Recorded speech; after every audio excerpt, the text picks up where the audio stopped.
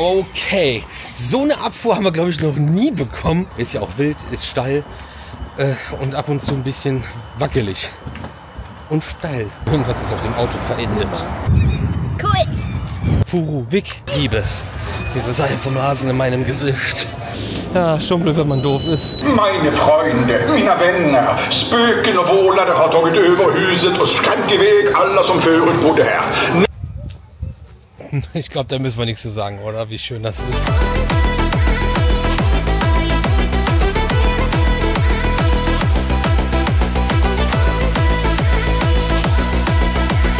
Mahlzeit, willkommen im Red Video Magazin und einem neuen Video unsererseits. Wir sind in Schweden, wir sind im Speckgürtel von Stockholm, das erkennt man wahrscheinlich gar nicht so gut.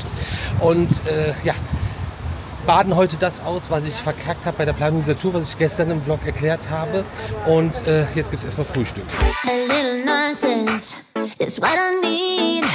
Now if you wanna get the best of me, got you smiling, that's for sure. Funny how you had the best of love. I don't know if I'll make it home. I don't know, not like I care. All I know, sound of disco. Only know I want the best of us. So I dance the night away when nobody's awake. I'd be the last to stay. Dance the night away, no matter what they say. Dance the night away. So, wir starten nach einem sehr guten Frühstück, aber wo die Wilden rausgelassen wurden.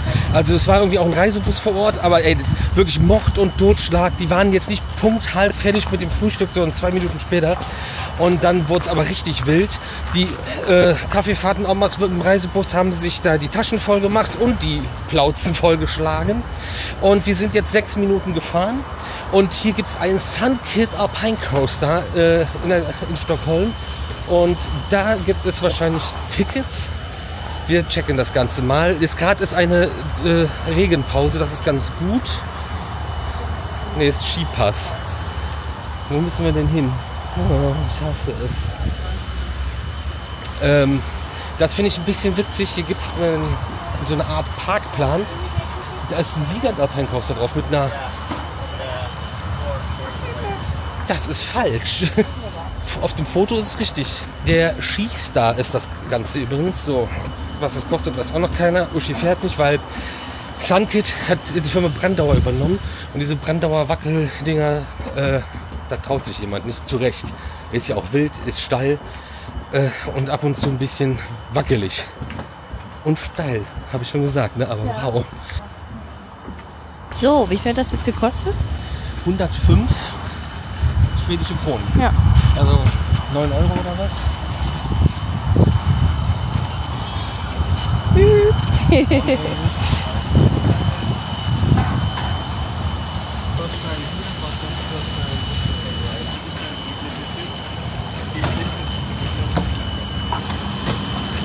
Es ist auch so ein bisschen oldschool. Ich wünsche uns allen jetzt viel Vergnügen bei dieser Fahrt.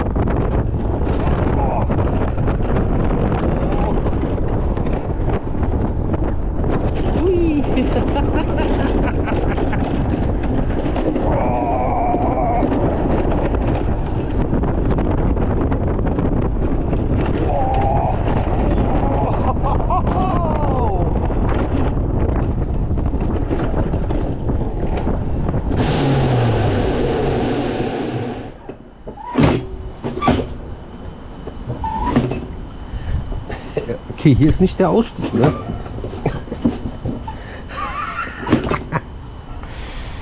Jo, Leute.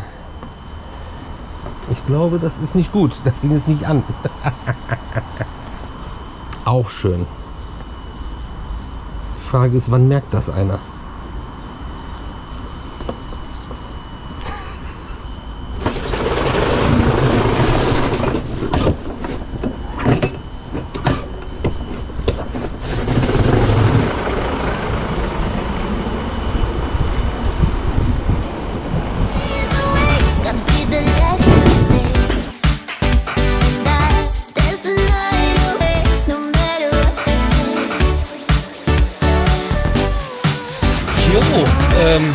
Den, ich glaube, Skistar gefahren für so einen Mountain Coaster von Sunkit. Echt gut. Überraschend unspektakulär, doch am Ende. Weißt du, das ist das Ding, so redet man, aber am Ende der Fahrt war es spektakulärer. Das führt wieder zu Verwirrungen. Ja, die eher unaufgeregte Fahrt erstmal, dann gab es so ein paar Bunny Humps, die waren cool und dann gibt es halt einen steilen Sturz hier, das finale Ende runter. Witzigerweise war jetzt der Brake Run aus, weil du wirst ja mit so einer Bürstenbremse gebremst und dann weiter nach vorne gefördert, damit du zum Ausstieg kommst und das war jetzt aus, dann stand ich da erstmal verloren. Und dann kam ich nicht und dann hat er so um die Ecke geguckt, dann habe ich mal gewunken und dann ist er ganz schnell gerannt und dann lief es auch wieder. Ja, ganz nett. Glück gehabt mit dem Wetter, dass jetzt gerade eine trockene Lücke ist und das Ding fährt und dass sie überhaupt aufhaben. Der Parkplatz ist komplett gefüllt. Es sind oben so 5 Leute im Kletterpark und ansonsten sind hier nur Leute, die irgendwie arbeiten. Was macht man, wenn wirklich Gäste kommen? Dann ist hier gar kein Platz mehr. Ja. Also doch 2 Gäste und dann geht hier gar nichts mehr. Die Mitarbeiter, hier unten stehen 4, glaube ich. Ja. Dann 2 an der Kasse. Was ist mit euch? Ja, aber irgendwie so ready für Skiverleih, ne? Ja. Auch, also jetzt ist wirklich kein Schnee hier. Es ist echt warm. Also, wir müssen gerade noch mal schnell was improvisiert arbeiten und dann können wir weiterfahren. Irgendwas ist auf dem Auto verendet.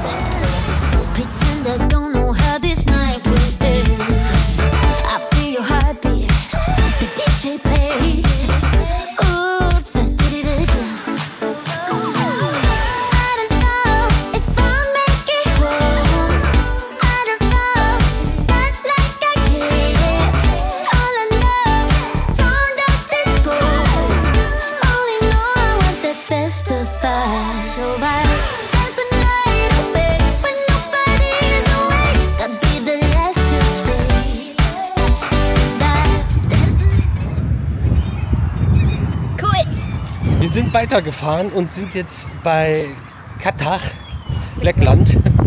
Das ist ja, überwiegend ein Indoor-Freizeitpark, der auf dem Dach Trampolin hat, wo auf jeden Fall was geht und so ein bisschen Außenbereich. Sind auch gerade an der Achterbahn schon vorbeigefahren. Das sah jetzt nicht so belebt aus. Wir sind auf dem Hinterhof von irgendeiner Schrauberbude und die selber sind auch Hinterhof. Wir müssen ja mal gucken, fährt das Ding, können wir das fahren, können wir hier rein? Ich habe den Eingang nur als Foto mal gesehen, dachte, das ist doch voll die Hinterhofgeschichte. Das ist ja wirklich. Okay, so eine Abfuhr haben wir, glaube ich, noch nie bekommen. Die Bahn ist nur für Kinder, nicht für Erwachsene. Raus hier. Ja. Also, das kann man nicht machen. Fertig. Okay, wow, das war nur, hallo. Wir möchten die Achterbahn gerne fahren. Nein, auf keinen Fall. Wir können ja schon so. Ja. Boah, das war... Nein, das kann ich nicht machen. Das geht überhaupt gar nicht. Ja. Nur für Kinder. So, jetzt gucken wir mal, wer von euch Schweinepriestern das Ding sich eingetragen hat. Das habe ich noch nicht gemacht. Und dann gibt es aber Malaka. Ja, cool. Oder auch nicht. Das ist jetzt nochmal so die Backpfeife für mich, der es verkackt hat in der Planung vorher. Schauen wir mal, wie es weitergeht.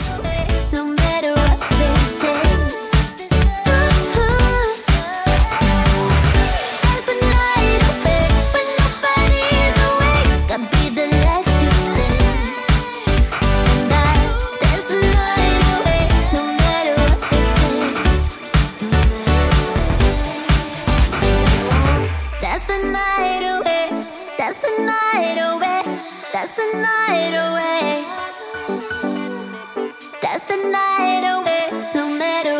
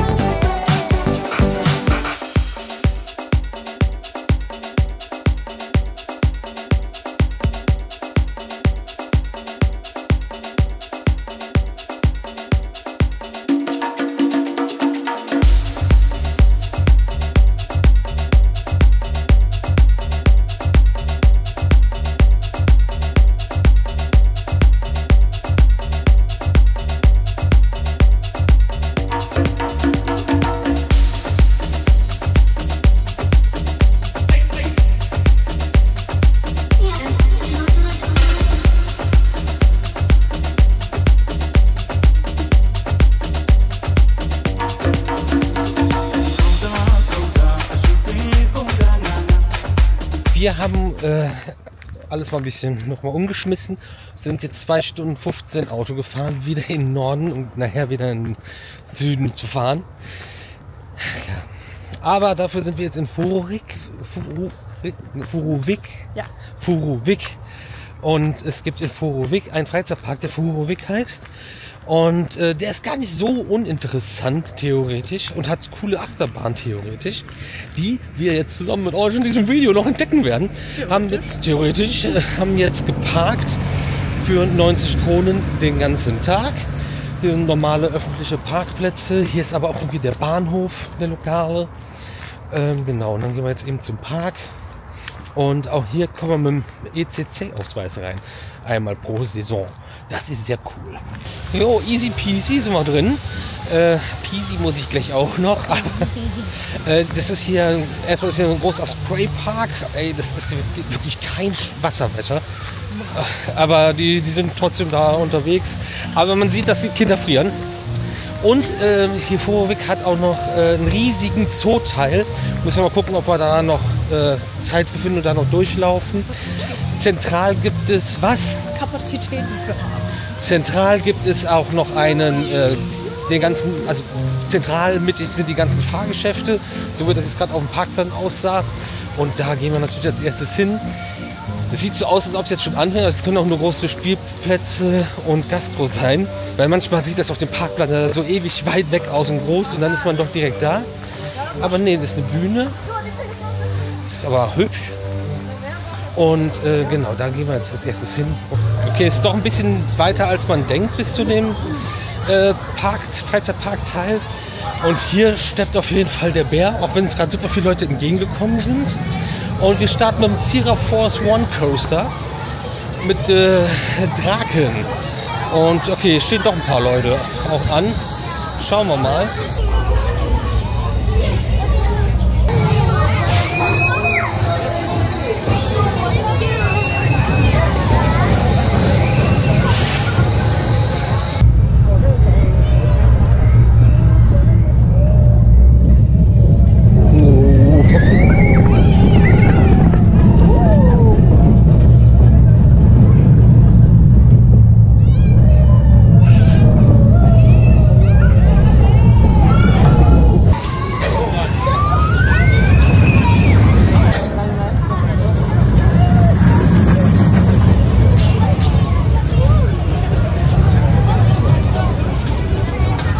Wir haben 20 Minuten gewartet auf Draken, konnten dann fahren. Cira Force Coaster, solide, gut, kennt man. Und jetzt geht's zum Vekoma Family Boomerang. Fireball. Ich glaube, dieses Bound Layout müsste das sein. Kann das? Hier ist auch wieder diese riesen Pringles-Dose. Das ist ulkig. Ja, gucken wir mal, wie lange das dauert.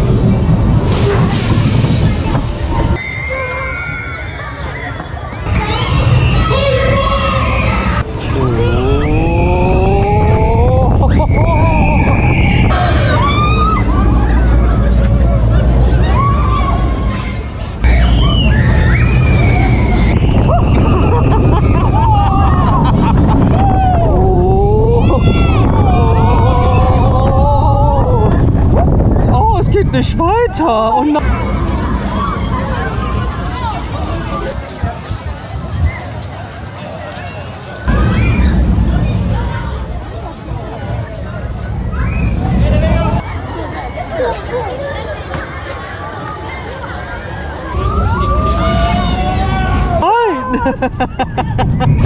Oh.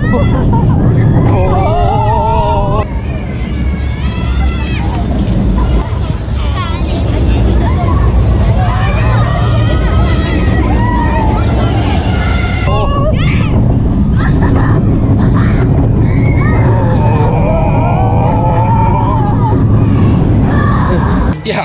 coole Bahn, auch wenn mich das ein bisschen verwirrt. Sie heißt Fireball.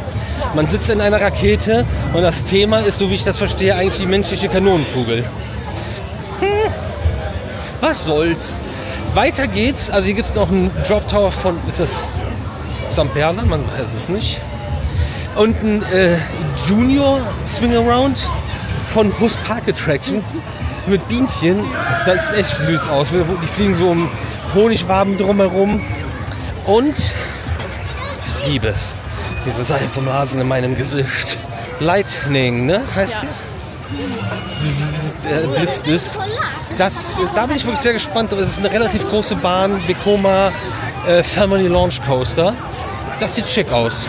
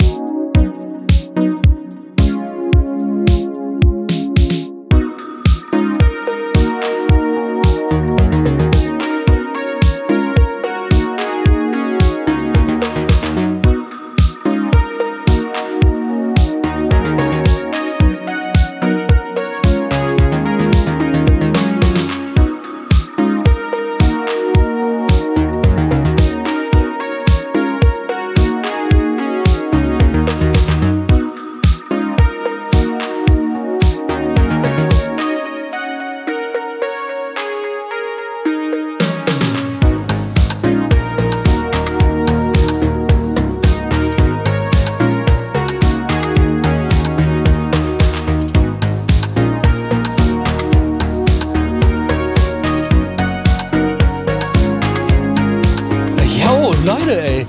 Vekoma Family Launch Coaster mit Lim Launch. Das ist ja so ein bisschen eine Reunion, die Vekoma feiert. Die haben auch dieses Jahr im Mandalorian Family Launch Coaster mit Lim Launch eröffnet. Der hier in Schweden schon 2023 fährt sich richtig gut, fährt 2 Runden, wodurch du dann bei 2 Runden auf insgesamt 860 Meter gefahrene Strecke kommst. Also halb so lang ist die Bahn. Finde ich ganz cool, so wie auch eventuell den Winkel hier nochmal. Ja, macht richtig Bock. Wir sind gerade durch irgendwelche Schwärme von irgendwelchen Viechern geflogen. Wir sind nicht geflogen, wir sind gefahren. Du erzählst weiter oder musst du? Wir sind doch fertig, oder? Okay, wir sind fertig, höre ich gerade, weil ich muss jetzt Aufnahmen machen. Ja. Bisschen viel Verkehr auf dem Autoscooter, der aber von außen richtig schick aussieht. Auch wollen jetzt hier bei der Achterbahn noch erwähnen, das Ende mit den S-Kurven, das finde ich super. Aber auch der Start, das ist einfach cool. So, das hat irgendwie so ein bisschen, auch das Layout hat so eine Vekoma-Handschrift, finde ich. Ich habe jetzt nicht geguckt, ob das Benjamin Braumer da gemacht hat, das Layout, aber es würde passen auf jeden Fall. Gefällt mir sehr gut und ist eine Bahn, die ist groß, die macht Spaß, also groß, ne? Also für so einen Park ist sie groß und man kann die schön gestalten. Also Vekoma Family Launch Coaster, richtig nice, aber Family Launch Coaster allgemein sehr oft, sehr gute Bahn. Neben dem Hus Junior Swing Around gibt es übrigens auch noch einen Zierer Wellenflieger und so ein paar kleinere Sachen wie Froghopper, genau. Oder Froghüpfer. Ja, schon blöd, wenn man doof ist.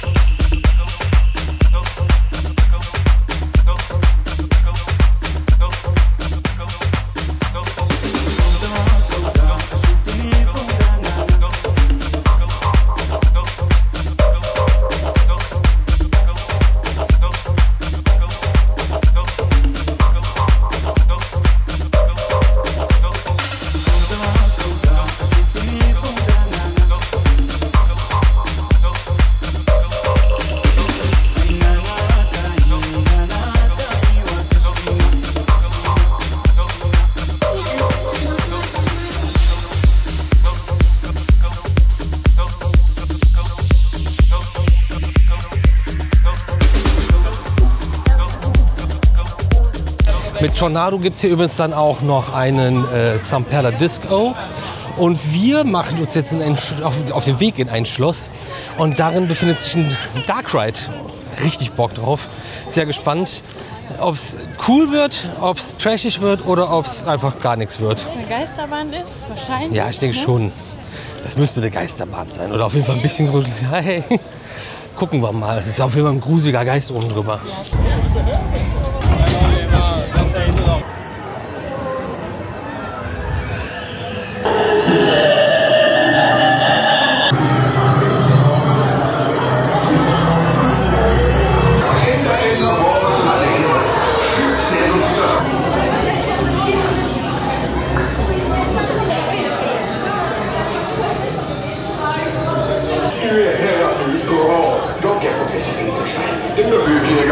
Gör mig stolt och rädda oss alla. Lycka till och se hur många du träffar dig innan du går ur vagnen. Meine Freunde, mina vänner, spöken och vålare har tagit över huset och skrämt iväg alla som förut bodde här. Nu letar jag, professor Finkelstein, efter frivilliga spökjägare som vill testa spökskjutaren.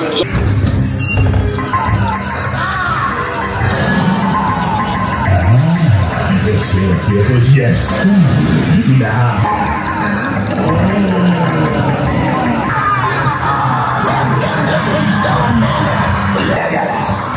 Kom igen bara, försök.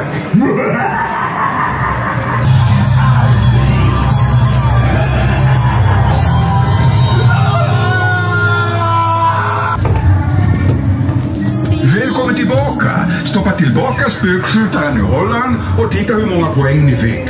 Öppna. Ey Leute, das war ja richtig gut. An sich erstmal ist es ganz simpel, der Boo Blasters und Boo Hill, den ihr auch bei den ganzen USA-Videos jetzt gesehen habt, den es auch in Europa, glaube ich, auch schon mal gab. Aber der Standard-Ride, erstmal mit einer coolen Queue und dann gepflegt mit guten, also Effekte funktionieren, Effekte lösen aus, Animatronic, Nebel, Nebelvorhang mit Projektion drauf. Das ist verrückt, wie gut das auf einmal sein kann, wenn es funktioniert alles und gepflegt ist. Sehr schön ist auch hier das Teacup-Karussell, leider ist es gerade durch. Und das natürlich, wie soll es auch anders sein, von der Firma Mack-Rides aus Deutschland. Auch geil, hat ja jetzt vor kurzem im Eiskreis in Österreich auch ein neuer Teacup-Ride von Mack-Rides aufgemacht, so ein großer, der auch richtig schön aussieht. Müssen wir uns mal vor Ort angucken. Einfach ein cooles Fahrgeschäft, was richtig nice aussieht. Und Teetassen an sich, diese Barock-Wellenflieger, diese ja, klassischen, das macht sich ja fast in jedem, also fast jedes Thema gibt ja her, dass du das dafür irgendwie benutzt. Und selbst wenn du es in so einem Gruselbereich machst, dann so ein bisschen verwittert und so, das finde ich sogar ziemlich geil. Auch da kannst du das dann sehr schön einsetzen. Wir verlassen jetzt diese Tivoli-Area und gehen jetzt in den restlichen Park, der ja auch den großen Zoo-Teil hat. Dort ist aber noch eine Floßfahrt theoretisch, die suchen wir mal und nehmen euch natürlich auch mit, falls wir unterwegs noch was anderes Interessantes sehen.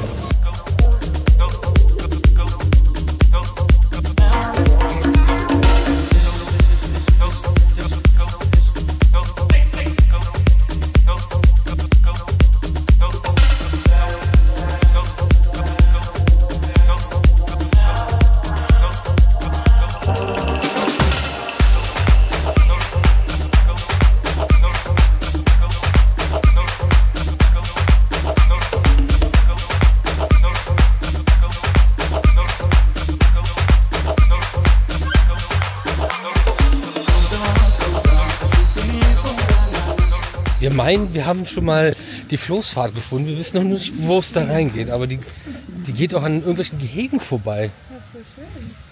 Cool.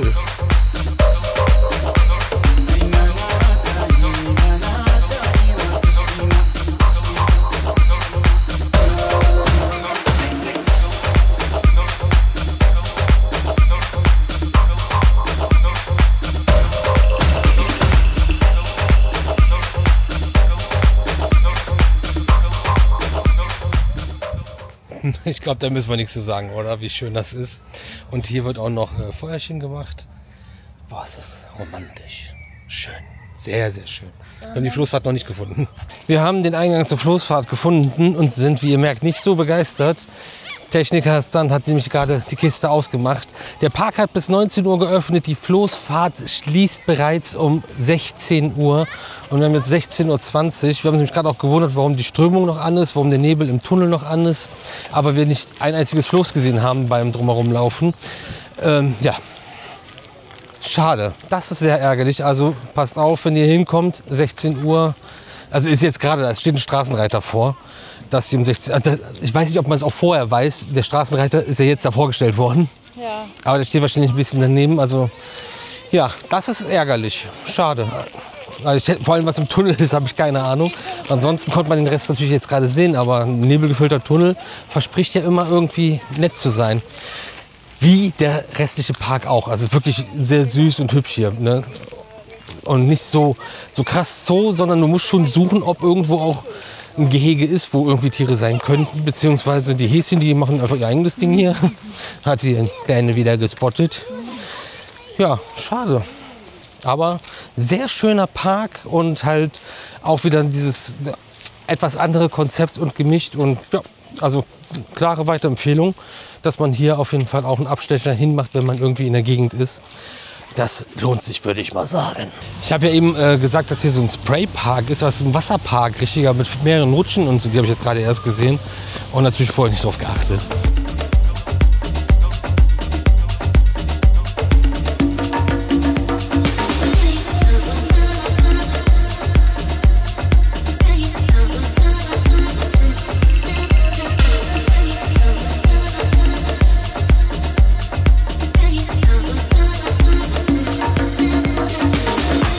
Wir sind ready und haben jetzt 3 Meter nach dem Park einmal getankt, weil wir jetzt einmal die Kiste komplett leer gefahren haben. Und wir haben jetzt gleich eine knapp 4-stündige Journey von uns zum Hotel. Ja, das wäre eigentlich nicht so weit gewesen. Hätte da irgendeiner, ich, das besser geplant. Deswegen gehen wir jetzt nochmal schnell in den Supermarkt kalte Getränke holen, weil wir uns da bespaßen wollen mit unterwegs. 2 Parkplätze und ein Amarok, der nicht weiß, wohin gehört. Weil es auch die Basis, das ist die Basis für das hart, du bist kein eigenes Auto. Ja, zerrupft aus. Wir sind ja eben hier vorbeigefahren, als wir zum Furovik gefahren sind, an so einem großen chinesisch aussehenden oder asiatisch aussehenden Tempel und mit so einer Mauer und weiß ich nicht was. Und jetzt auf dem Rückweg, weil wir nochmal daran vorbeikommen, konnten wir sehen, dass das Dragon Gate heißt. Dann habe ich das einmal jetzt kurz gegoogelt und das ist wohl ein nicht vollendetes Kultur- und Begegnungszentrum. Und da sollte die chinesische Kultur mit der schwedischen Kultur quasi verschmelzen und da halt einander kennenlernen und so. Es gibt ein Hotel und verschiedene Kulturangebote. Ja, aber es wurde wohl nicht fertiggestellt. Es wird jetzt immer noch, sind immer noch Gerüste und sowas. Sieht aus wie noch eine Baustelle, aber ja, das ist schon merkwürdig, weil das ist echt ziemlich groß. Aber irgendwie witzig, dass sowas überhaupt geplant ist. Yes.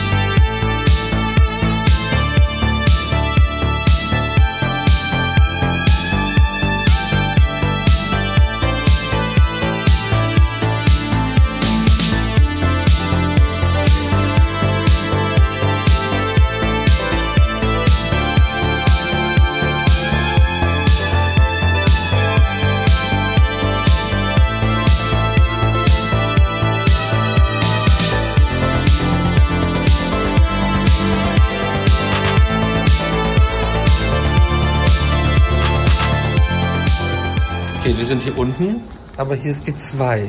Digga, ich kann das nicht mehr. Bringt doch mal Ordnung in eure Zimmer. Ich komme.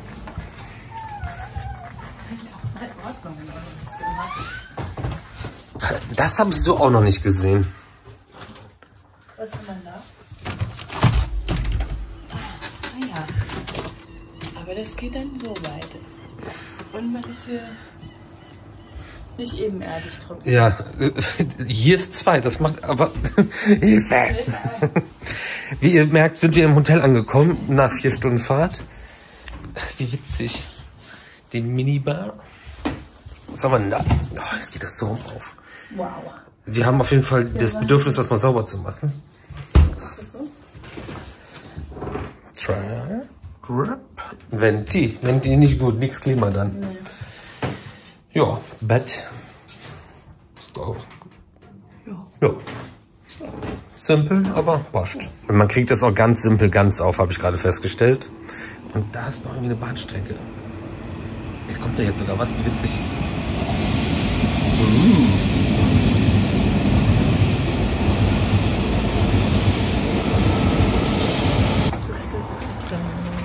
Das finde ich auch schon lustig. Wo sitzt du hier? Wir sind jetzt gerade bei Alibaba. Das habe ich auf Google Maps gefunden und das hatte halt so angepriesen, auch so Kebabgerichte, Pizza und Fried Chicken. So, das sah halt auf den Bildern aus wie ein kleiner Imbiss halt, eine Pizzeria. Jetzt ist das aber einfach ein kleiner Supermarkt mit Pizzeria.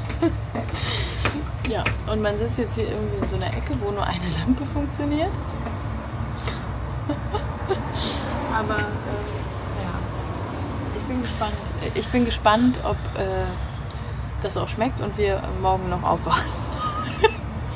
Also man muss sagen, das ist die Kasse vom Supermarkt und dahinter sind die Monitore, wo das Essen drauf ist. Und da ist der Kühlschrank mit den Drinks, die man auch bekommt. Und er, der gerade hier vorbeigefahren ist, hat die Bestellung auch gerade angenommen an der Kasse, wo man sonst auch einkauft. Das vielleicht auch mal. Das ist auch witzig, ne? Und da hinten ist dann die Küche auch. Spannend. Ja.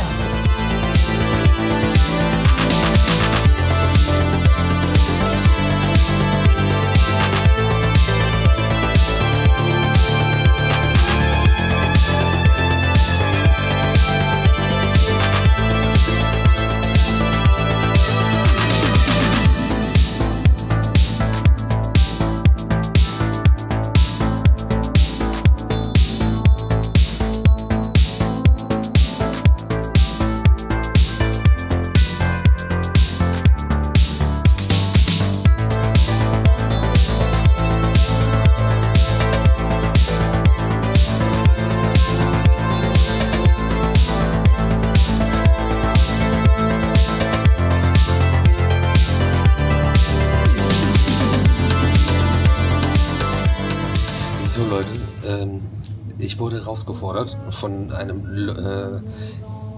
Jungen, der hier am Start war. Er hat versucht, mich zu irritieren, er hat ein bisschen gemogelt, er hat unfair gespielt und er hat 2-mal in Folge verloren. Er war eiskalt abgezogen und dann haben Uschi und ich jetzt, keine Ahnung wie viele Stunden Poolbillard gespielt. Wir müssen jetzt nicht drüber reden, wie komisch wir den Kö halten. Ja? Wir haben das auch jetzt jahrelang wieder nicht gemacht. Ja. Ich sag mal so, Uschi kriegt eine Teilnehmerurkunde, aber hat am Ende dann irgendwann doch mal langsam den Dreh rausgekriegt. Und damit war es das. Wir fallen jetzt auch todmüde ins Bett und sehen uns morgen wieder hier im Hotel zum Frühstück und dann hoffentlich mit einer ziemlich verrückten Achterbahn und allem anderen, was morgen noch so passiert.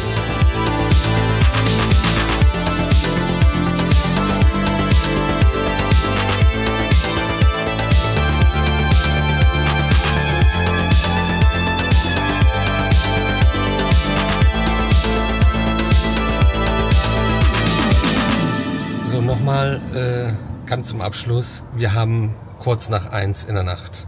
So dunkel ist es. Krass, oder? Also das ist übrigens Sonnenaufgang. Gleich um 3 ist wieder richtig hell.